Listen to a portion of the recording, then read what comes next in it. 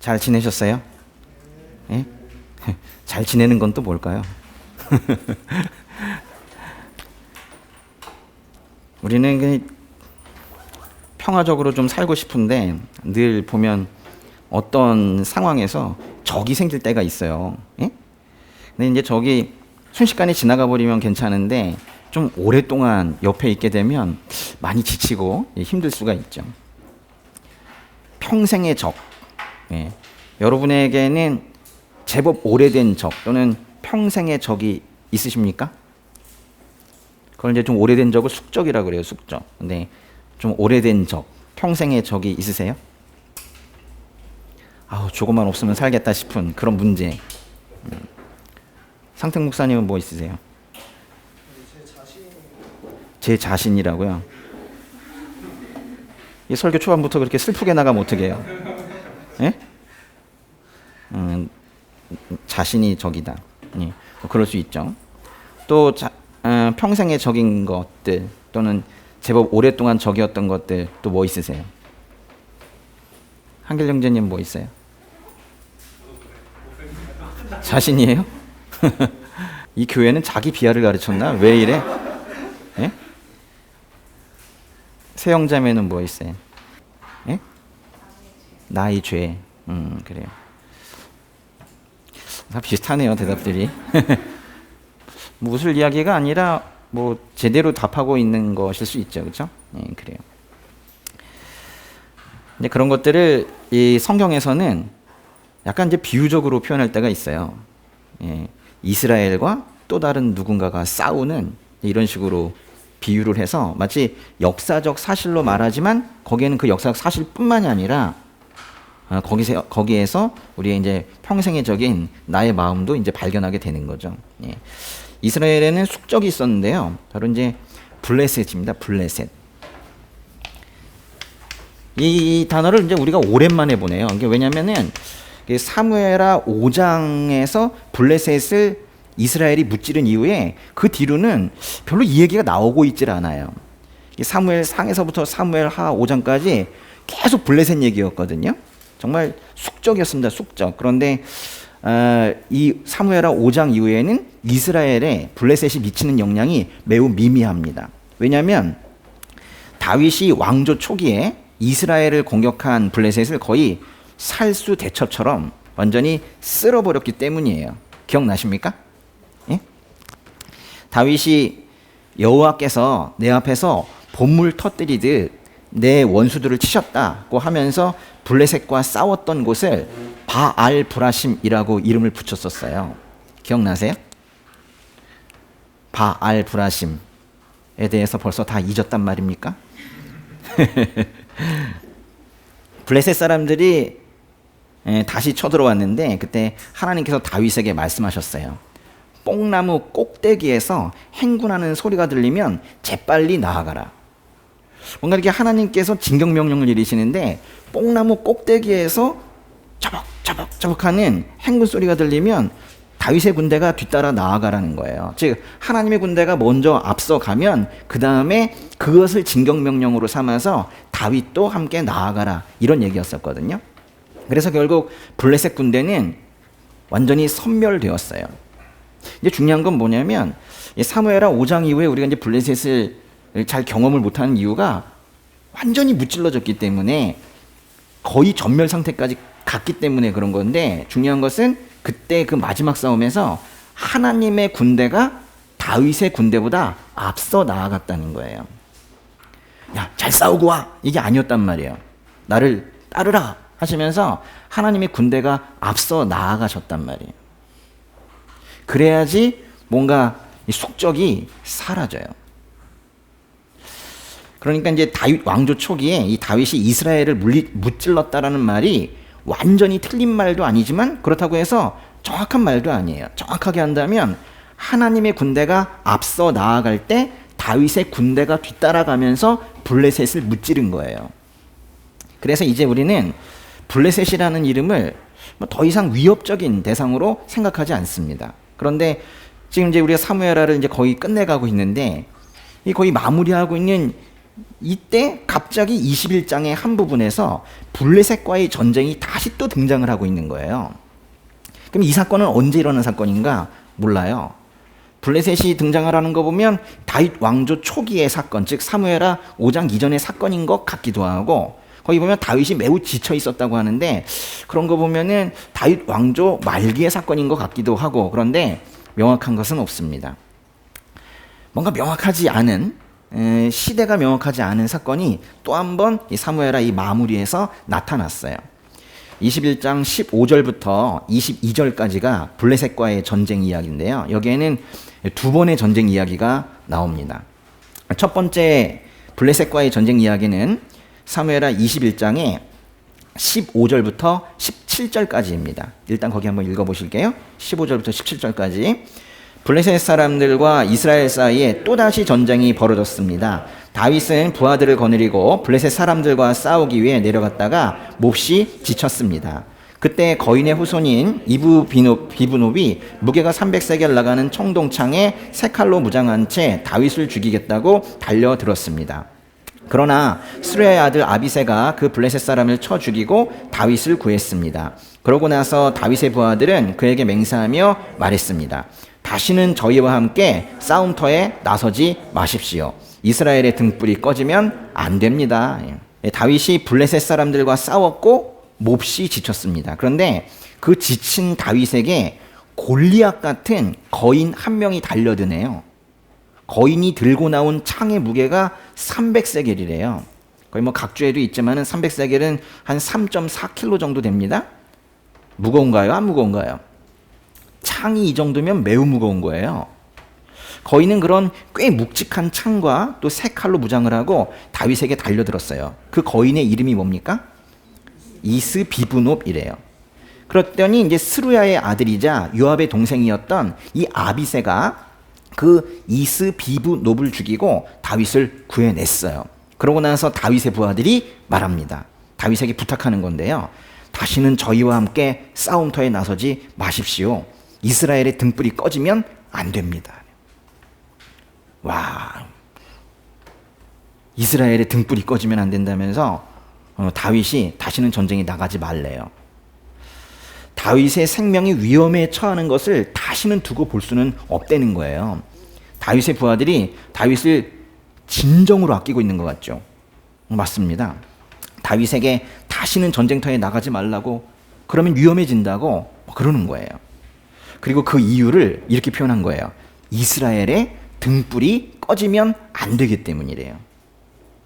다윗의 부하들이 지금 다윗을 뭐라고 부르고 있다고요? 이스라엘의 등불이라고 말하고 있어요. 이스라엘의 등불. 성경에서는 종종 이 등불 이야기가 나오는데 등불이 꺼지는 걸 죽는 것으로 표현하는 경우들도 있습니다. 아마도 이거는요, 이 등불이라는 표현은 하나님께 예배드리는 그 성소에 등불이 꺼지지 않게 이 관리했던 뭐 그런 거를 풍습이라 할까요? 그런 모습 때문에 이 말을 한 것 같아요. 이스라엘에서는 성소에 등불을 켜놓게 되어 있는데 낮에는 필요가 없지만 저녁이 되어서 해질 무렵이 되게 되면 등불을 반드시 켰어요. 그리고 나서 다시 해가 뜰 때까지 그 등불이 절대로 꺼지지 않도록 관리했습니다. 제사장이 그걸 했어야 됐거든요. 그 율법을 잠깐 찾아볼까요? 출애굽기에요. 출이집기 27장으로 가보세요. 27장의 20절과 21절 보겠습니다. 찾으셨으면 한번 보겠습니다. 이스라엘 백성들로 하여금 올리브를 자낸 깨끗한 기름을 등잔용으로 내게 가져오게 하여 등불이 항상 켜있게 하여라. 아론과 그의 아들들은 증거궤 앞에 휘장 바깥 회막에서 저녁부터 아침까지 여호와 앞에 등불을 켜 놓아야 한다. 이것은 이스라엘 백성들 가운데서 대대로 지켜야 할 영원한 규례다. 그리고 항상 켜있게 하라고 했지만은 사실 낮에는 해가 있기 때문에 필요 없으나 밤에는 반드시 켜놓고 절대로 꺼지지 않게 아침까지 관리를 해야 했어요. 그러니까 24시간 내내 어딘가엔 등불이 밝음이 있는 거죠. 하나님께서는 이렇게 성소의 등불이 항상 켜있게 하셨어요. 이걸 율법으로 만드셨어요. 그래서 저녁이 되면 제사장이 하나님 앞에 그 등불을 켜놓았습니다. 해질녘에 켜진 그 등불은 아침까지 타오른 거예요. 그 등불은 이스라엘 공동체가 뭔가 꺼지지 않은 것 같은 하나님 앞에 그 빛 가운데 유지되고 있다는 그런 상징이었거든요. 등불이 꺼지면 안 되는 거예요. 그러면 하나님과 이스라엘과의 관계도 뭔가 금이 가는 것 같은 그런 상징이었거든요. 그런데 하나님께서 제일 먼저 택하고 부르신 이스라엘 민족에서도 그 등불이 꺼질락 말락하는 그런 위태로운 순간이 한두 번 있었던 게 아니에요. 하나님의 잘못은 아니었겠죠.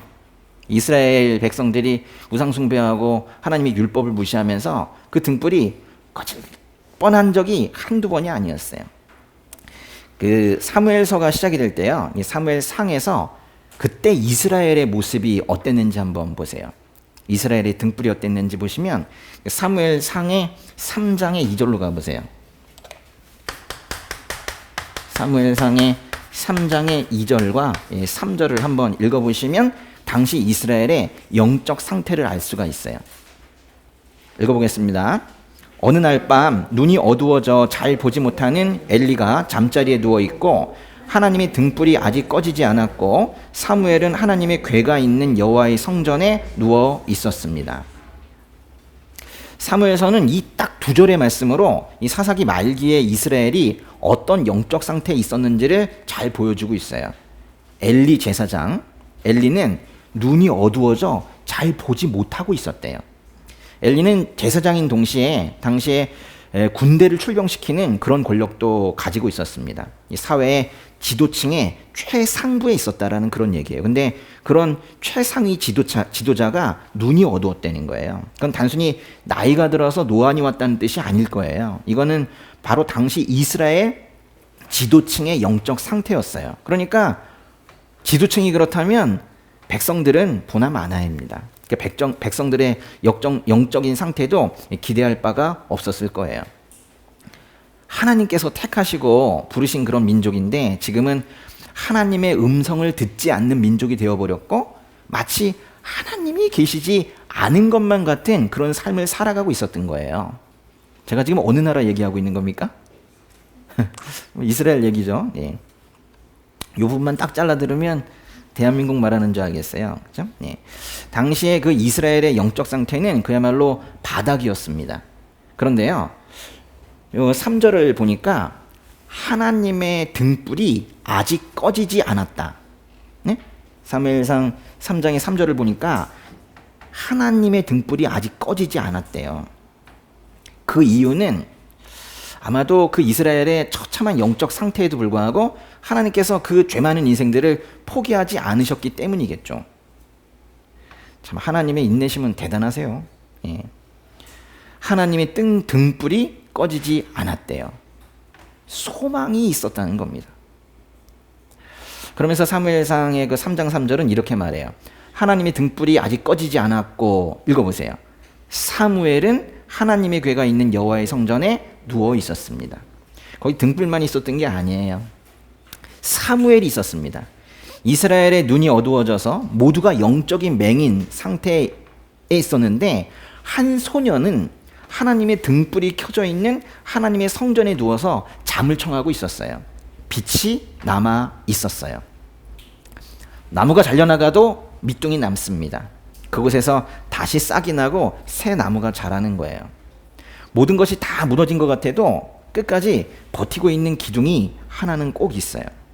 온 세상이 칠흑인 것 같은, 어둠인 것 같은 그런 상황에서도 하나님의 등불은 타고 있습니다. 하나님께서 일하시는 방법이세요. 그 등불은 오직 사무엘처럼 그 성소 안에 있는 사람만 볼 수 있는 거예요. 그러니까 그 성소 밖에 있는 사람들은 뭐 세상 참 어둡다고 계속 불평만 하고 그렇게 말하겠지만은 그 성소 안에서 등불을 보고 있는 사람은 밖은 어둠이지만 그래서 마음은 아프지만 이 안에 있는 이 성소 안에 있는 이 등불로 인해서 하나님의 등불로 인해서 결코 소망을 잃지 않는 거예요. 사무엘상 3장 3절에서 이 꺼지지 않은 하나님의 등불과 그 성소 안에 있는 사무엘. 이 사무엘은 각각 하나님의 임재와 하나님의 임재 가운데 있는 사람을 말해요. 그런데 이 장면에서 우리는 하나님의 등불만 소망으로 여기는 게 아니라 그 등불 앞에 있는 어린 소년 사무엘을 사용하셔서 하나님께서 이루실 일들에 대해서도 기대를 하게 되는 거예요. 그러니까 등불이 홀로 타고 있는 게 아니라 그 등불을 반영하는 순종하는 예배자가 있는 거예요. 그 등불을 반영하는, 그러면서 하나님의 음성을 들으며 깨어있는 예배자가 있는 거예요. 그렇기 때문에 우리는 그 몰락해가는 이스라엘을 보면서도 결코 희망을 잃지 않을 수 있었던 거예요. 여러분, 등불이 있다가 등불이 이렇게 흔들리면 사무엘에게 비치는 등불도, 그 빛도 흔들릴걸요? 등불이 약간 옆으로 기울면 사무엘에게 비치는 등불도 약간 휘어서 보일 거예요. 그 하나님의 등불을 반영하는 그 순종하는 예배자, 참다운 예배자 한 명이 있기 때문에 어느 민족이나 어느 땅에나 소망이 있는 거예요. 우리가 지금 그 중에 한 사람이기를 바라며 그 길을 가고 있는 거 아닙니까? 그런데 이제 우리는 또 하나의 등불을 발견하게 되는데요. 바로 하나님의 등불에 반영하던 이 사무엘이, 하나님의 등불을 반영하던 이 사무엘이 바로 나중에 나이 들어서 기름 부어 세운 다윗이에요. 사무엘 하, 이제 다시 돌아오셔서 사무엘하 21장의 17절은 다윗을 돕는 다윗의 용사들, 즉 하나님께서 사용하시는 이 사람들의 입에 일부러 이스라엘의 등불이라는 말을 넣어 주어서 그 등불이 꺼지면 안 된다는 맹세를 하게 합니다. 그 등불은 분명히 하나님의 것인데 이것이 다윗에게 지금 일체화되어서 마치 다윗이 등불인 것으로 이렇게 지금 표현되고 있는 거예요. 이제 우리는 다윗을 이스라엘의 등불이라고 부르게 됩니다.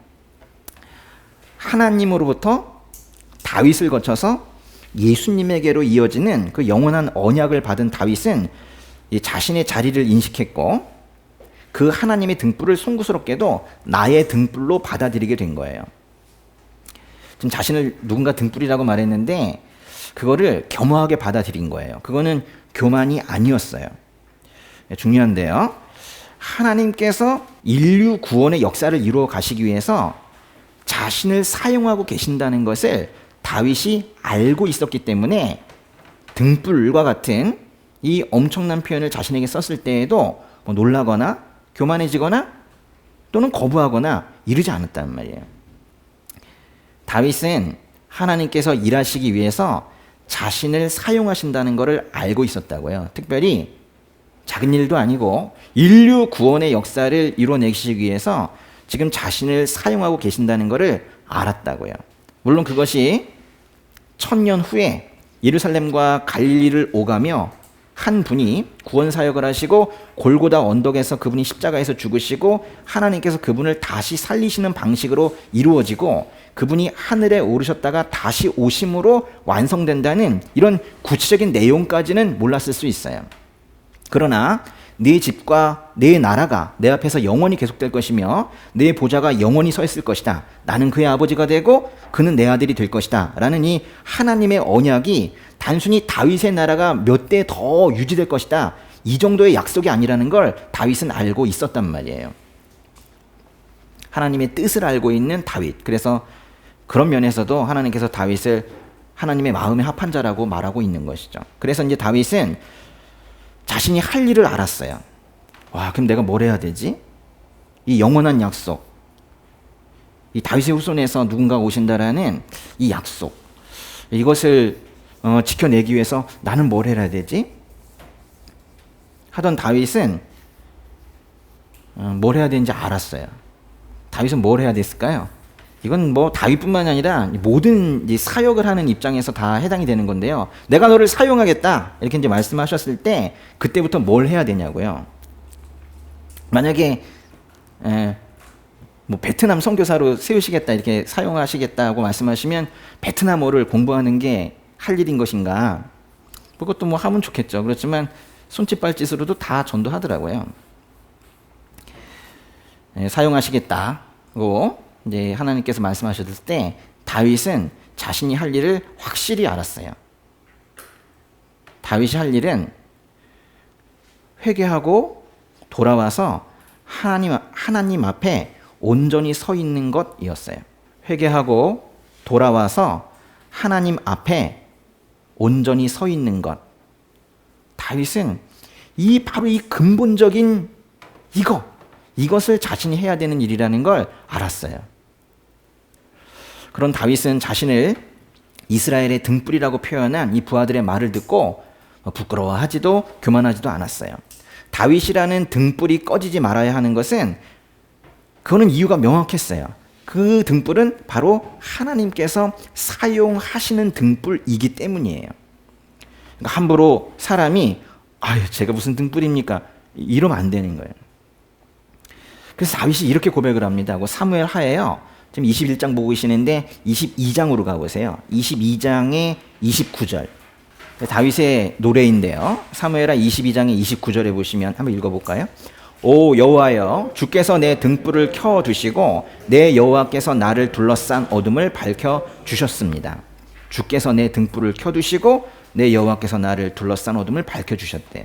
하나님의 등불에서 그것을 반영한 사무엘의 믿음으로 또 다윗에게로 이어지는 이 등불은 그 사이에 수많은 하나님의 도구들을 통해서 이어져서 그 복음서의 표현대로 한다면 잠시 동안 불타는 등불이었던 세례자 요한을 거쳐서 참 빛이신 예수님께로 이어지게 됩니다.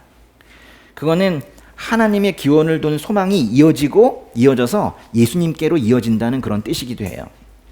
이사야서와 요한계시록에서는 주님으로 인해서 완전히 회복된 그런 세상에는 더 이상의 햇빛도 등불도 필요 없을 것이라고 말해요. 왜냐하면 그 완전히 회복된 그곳에서는 바로 우리 주님이 그분이 바로 등불이시기 때문이라고 말해요.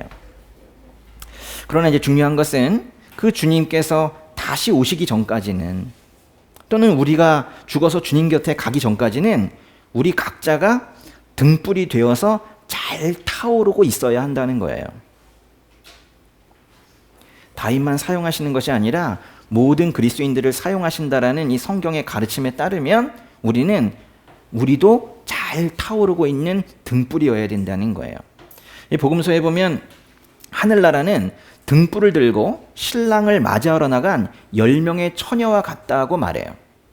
5명의 처녀는 어리석어서 등불만 가져오고 기름은 챙기지 않았지만 5명의 슬기로운 처녀들은 등불과 함께 그릇에 기름을 담아 가지고 왔습니다.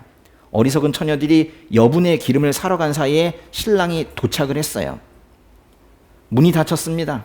결혼잔치의 문이 굳게 닫혀버려서 아무리 문을 두드려도 문을 열어주지 않았어요. 다윗의 부하들은 다윗에게 이스라엘의 등불이 꺼지면 안 됩니다. 등불이 꺼지면 안 됩니다. 이렇게 말을 했는데요. 이거는 성경이 우리 한 명 한 명에게 외치는 소리이기도 해요. 등불이 꺼지면 안 됩니다 라고 말하는 거예요. 너의 등불이 꺼지면 안 된다. 그것은 너만을 위한 등불이 아니라 주님을 맞이하는 등불이기 때문이다. 기름 모자르지 않게 잘 채워놓고 주님을 맞이하라. 다윗의 부하들이 다윗에게 한 말을 다윗 듣기 좋은 미사역으로 읽을 게 아니라 다윗도 나도 하나님께서 사용하시는 사람이니 잘 서 있어야겠다. 예배와 기도로 성령 충만해져서 성소에 등불이 꺼지지 않듯 내 안에 성령께서 충분히 일하실 수 있게 해드려야겠구나. 이런 생각을 하시면 좋겠어요. 분명히 그러라고 주신 말씀이에요. 등불을 가진 그 사람이 바로 등불입니다. 하나님의 등불이 사무엘에게는 비춰졌지만, 그러니까 외부에서 사무엘에게 하나님이 등불이 비춰졌지만 이제 성령 하나님께서 우리 안에 계시기 때문에 우리 모두가 이 안에 등불을 품고 살고 있다는 것을 잊지 마시고 이 성령의 기름을 계속 부어서 그 등불이 꺼지지 않게 하시고 이 어두운 세상에서도 빛을 발하며 살아가는 형제 자매님들 되시기를 주님의 이름으로 축복합니다. 이제 블레셋과의 두 번째 전쟁이 벌어지는데요. 사무엘하 21장의 18절부터 22절까지 읽어보겠습니다. 그 후 곱에서 다시 블레셋 사람들과 전쟁이 벌어졌습니다. 그때 후사 사람 십부개가 거인의 후손인 삽을 죽였습니다. 또다시 곱에서 벌어진 블레셋 사람들과의 전쟁에서는 베들레헴 사람 야레오르김의 아들 엘하난이 배틀채 같은 창자루를 가진 가드 사람 골리앗의 동생 라흐미를 죽였습니다. 이번에는 가드에서 전쟁이 또 벌어졌습니다. 그때는 손가락과 발가락이 6개씩 모두 합쳐 24개를 가진 거인이 있었는데 그 또한 거인의 후손이었습니다. 그가 이스라엘을 위협하자 다윗의 형인 삼마의 아들 요나단이 그를 죽였습니다. 이 네 사람은 가드에 있던 거인의 후손들로 다윗과 그 부하들의 손에 쓰러졌습니다. 모두 다윗의 부하들이 골리앗 같은 거인과 싸워서 이겼다는 내용이에요.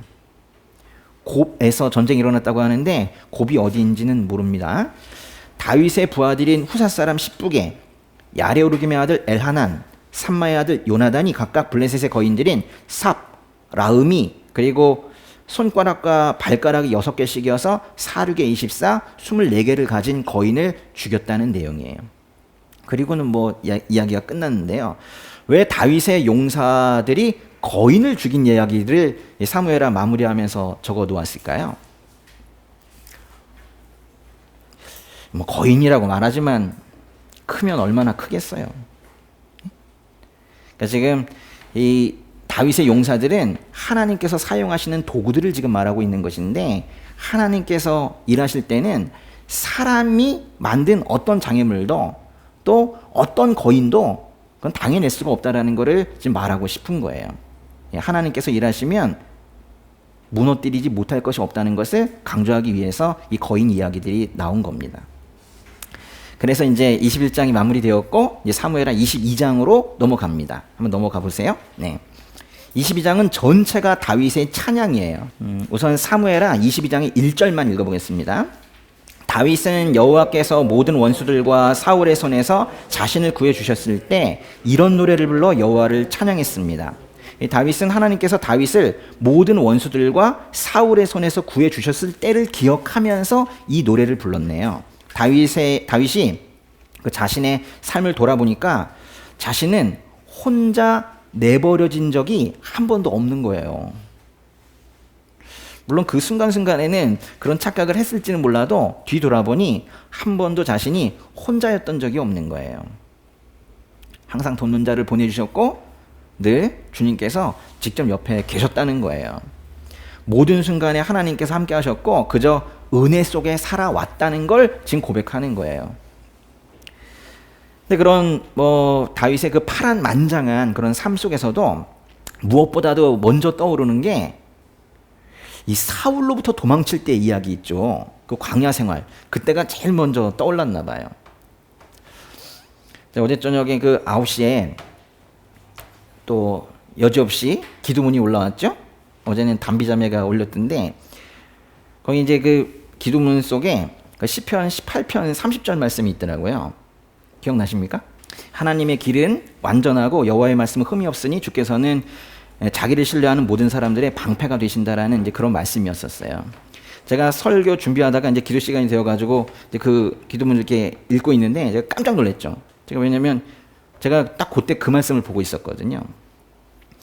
그러면 이제 질문, 사무엘하 강해를 준비하고 있었던 임용우 목사가 왜 토요일 저녁에 갑자기 시편 18편을 보고 있었을까요? 실은 이 사무엘하 22장과 시편 18편의 내용이 같습니다. 지금 이게 22장이 시편 18편과 같은 거예요.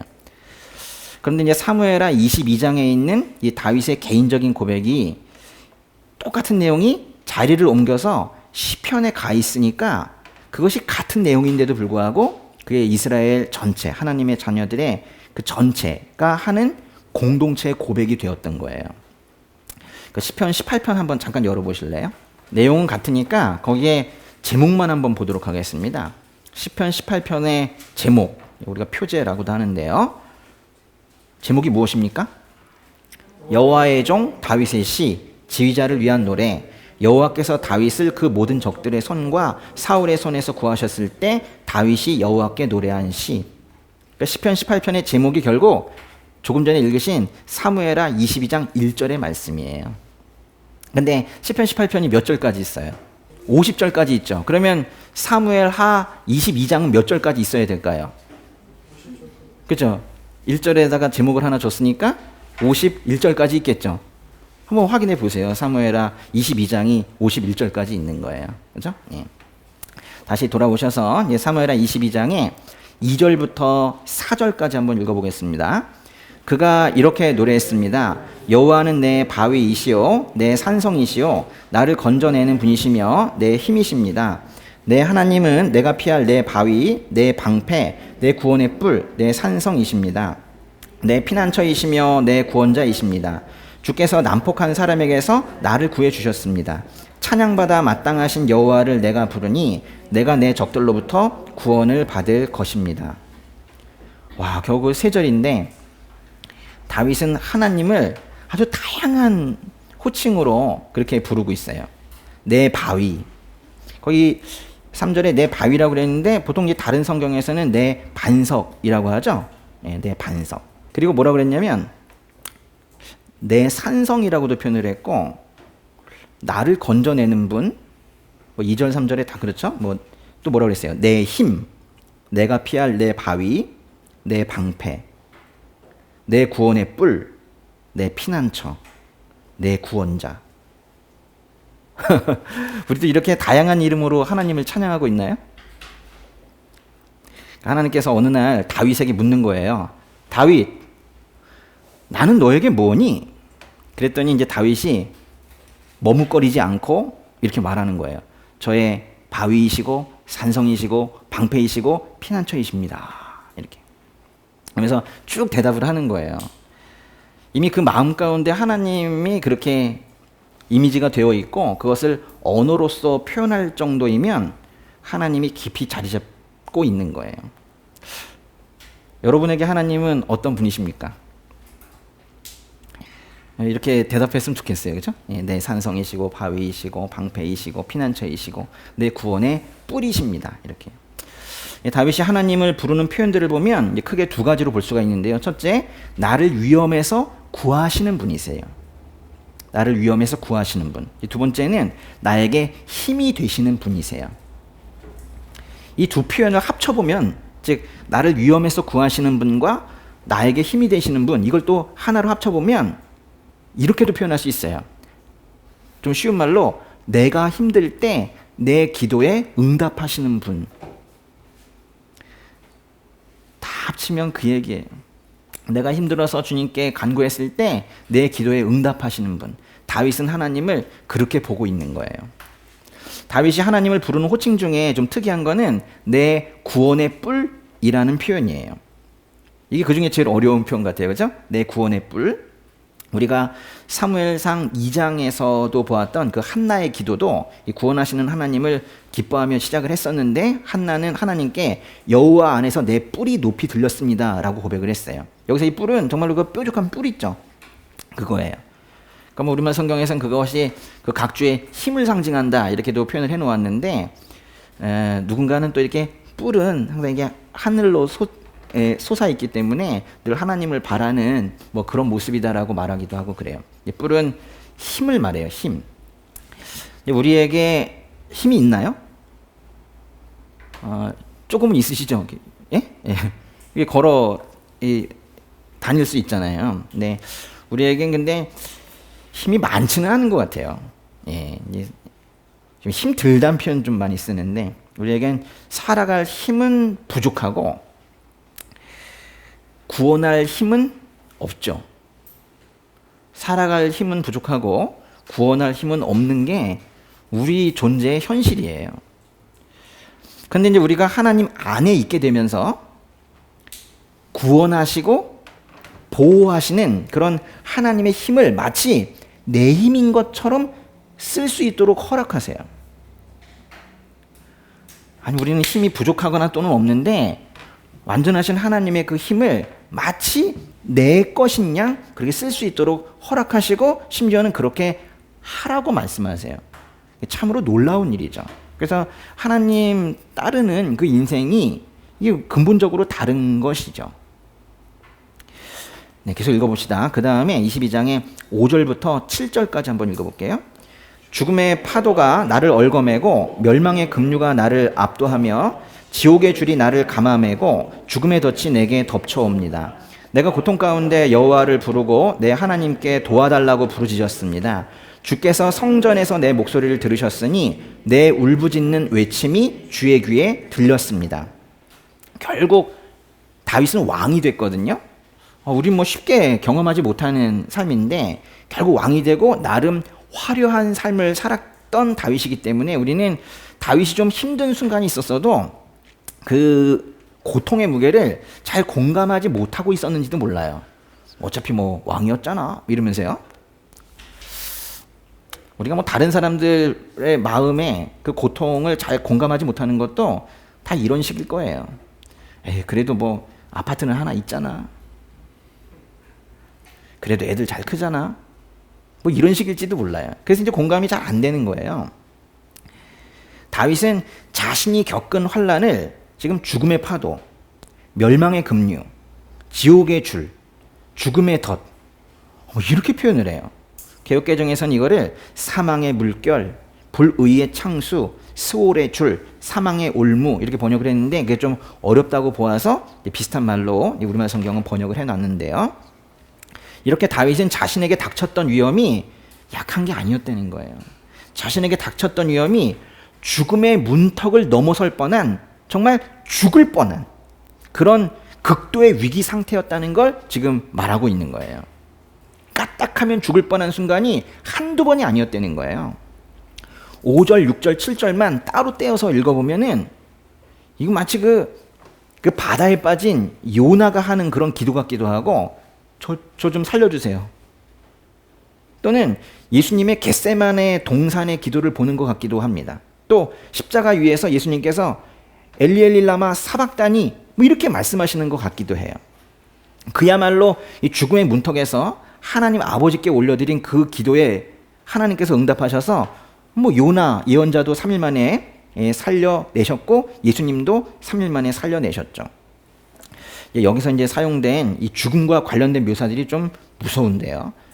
이 죽음의 덫이라는 그 표현 말고는 나머지 죽음과 관련된 표현들 보시면 뭐 죽음의 파도, 멸망의 급류, 지옥의 줄 이런 표현들은요 성경의 다른 곳에서 전혀 찾아볼 수가 없습니다.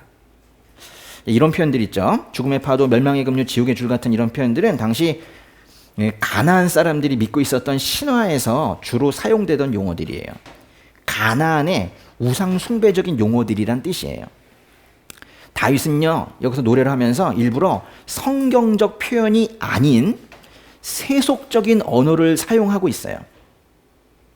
그래서 자신을 죽음의 위기로 몰아넣었던 그 위험들은 하나님의 뜻에 상반된 세속적인 세력이 만든 위험이었다고 지금 말하고 있는 거예요. 일부러 그 죽음을 초래한 그 원인들을 지금 세속적인 용어로 일부러 쓰고 있다고요. 이렇게 이제 거의 죽은 것이나 마찬가지 수준의 위기에 있었을 때 사람이 사람을 도울 수 없잖아요. 그것은 아마도 사랑하는 사람들의 죽음 앞에서 나약한 자기를 아마 발견한 사람들은 다 이제 고백하는 내용이겠죠. 예. 다윗은 살면서요, 그 사람이 도울 수 있는 수준을 넘어선 그 순수한 하나님의 영역을 참 많이도 경험했던 것 같아요. 순수한 하나님의 영역, 하나님만 하실 수 있는 영역을 참 많이 경험한 사람이에요. 다윗은 죽음의 파도 같고 멸망의 급류 같았던 그런 삶을 살았는데 오히려 그것 때문에 늘 하나님께 매달릴 수 있었던 거예요. 하나님의 영역을, 순수한 하나님의 영역, 결코 사람이 도울 수 없는 그 영역을 삶 가운데 계속 경험을 하면서 하나님께 계속 매달릴 수 있었어요. 고통 가운데 하나님을 부르고 도와달라고 부르짖었습니다. 근데 참 감사하게도 하나님은 그 고통 중에 있는 다윗이 불러서 고개를 돌리신 게 아니라 늘 지켜보고 계셨다는 거예요. 또 다윗이 부르짖자 바로 다윗의 외침을 들으셨어요. 다윗이 부르짖었고 하나님께서 응답하셨어요. 이것이 고난을 통과할 때 삶의 구조입니다. 부르짖고 하나님께서 응답하시는 방법으로 우리가 고난과 환난을 통과하는 거예요. 다른 방법은 없습니다. 우리가 부르짖고 하나님께서 응답하시는 것 말고 다른 방법이 혹시 있는지 아시면은 저에게 한번 말씀해 주세요. 다른 방법이 있을까요? 저도 이 말씀 준비하면서 좀 고민해 봤어요. 제가 이렇게 질문했는데 답을 하실 분들이 혹시 있을까 싶어가지고 제가 한번 고민을 한번 해봤어요. 근데 환난을 통과하는 또 다른 방법이 있는가? 기도와 응답 이외의 또 방법이 있는가? 아무리 뭐 고민을 해도 떠오르는 게 없더라고요. 우리는 지난주에 이런 얘기를 한 적이 있었어요. 더 좋은 방법이 있습니다. 또 시편에 보면 하나님의 수가 바다의 모래알보다 많다는 그런 말씀이 있어요. 근데 그런 말씀들은 뭐 방법이 많다는 거나 또는 하나님의 수가 모래보다 많다는 이런 것들은 기도와 응답이라는 이 기본 구조, 환난을 통과하는 이 기본 방법, 이것 이외의 또 다른 방법이 있다는 뜻이 아니에요. 하나님의 수가 많다는 것은, 더 좋은 방법이 있다는 것은 하나님의 응답의 방식이 다양하다는 뜻이죠. 응답 이외의 다른 방법이 있는 것이 아니라 응답이 다양한 방식으로 우리에게 온다라는 뜻인 거예요. 우리는 죽음이 목전에 막 왔을 때 부르짖죠. 근데 부르짖어도 그 위기의 순간에도, 아주 그 극한 위기의 순간에도 뭐 이 정도이죠. 도와주세요. 네? 살려주세요. 뭐 이런 정도죠. 참으로 단순합니다. 그렇지만은 그때 이제 우리의 그런 어눌한 그런 부르짖음에 대한 하나님의 응답은 우리의 그 기도 제목 정도에 머물지 않아요. 우리가 부르짖은 그 언어 속에 갇히지 않습니다. 우리가 심지어 설정한 언제까지 해주세요라는 그런 응답의 시한도 하나님께 결정적인 영향을 주지 못합니다.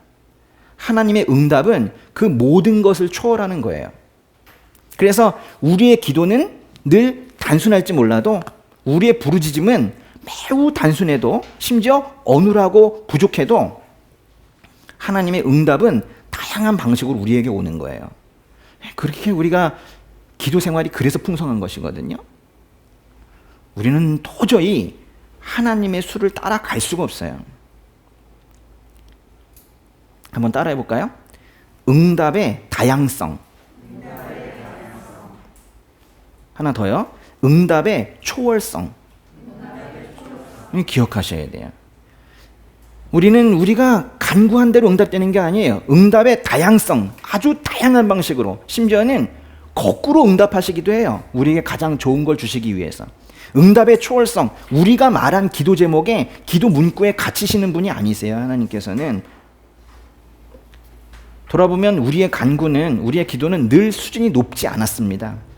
그러니까 여러분이 앞으로는 부르짖음의 수준을 높이려고 하지 마세요. 어차피 그 정도예요. 중요한 건 부르짖는 거예요. 그냥 부르짖으세요. 중요한 것은 부르짖어야 된다는 거예요. 그럼 하나님께서 다양하고 초월적으로 응답하실 거예요. 너는 내게 부르짖으라. 내가 내게 응답하겠고 내가 알지 못하는 크고 은밀한 일을 내게 보이리라. 그래서 우리는 부르짖어야 되는데 그 부르짖음을 약화시키는 게 하나가 있어요.